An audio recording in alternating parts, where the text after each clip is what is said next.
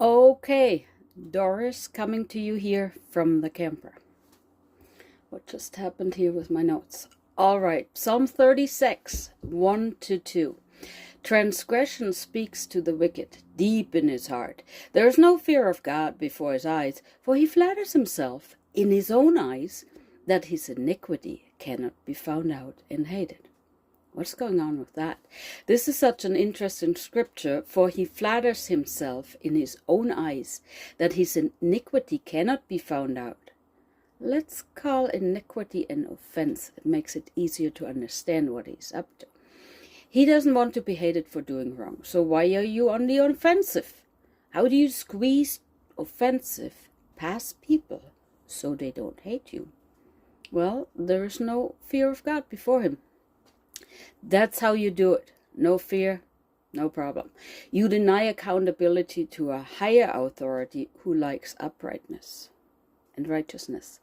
That's how you make consequences for bad behavior go away, at least in your own mind. Please, don't flatter yourself. Deep down in his heart, he sees nothing wrong with what he's doing. That's how it works. And his mantra is, I fear no God, I fear no God, I fear no God. That's not very flattering towards God. But his flattery is not directed towards God. It's directed deep down into his own heart. He only knows how to flatter himself in order to do what? Be offensive without consequences. He's trying to solve a very difficult problem. That is conscience.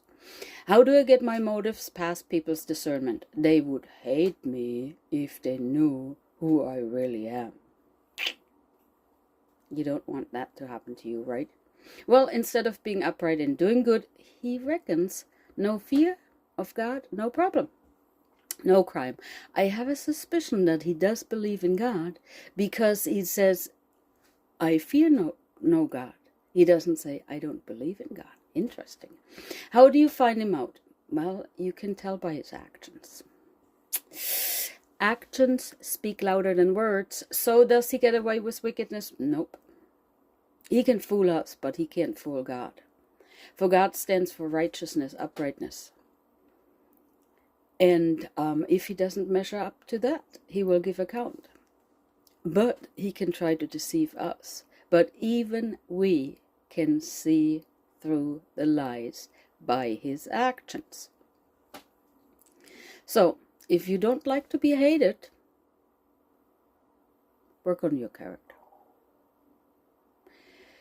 I know it hurts when someone pokes at your ego, but if you work on it, and people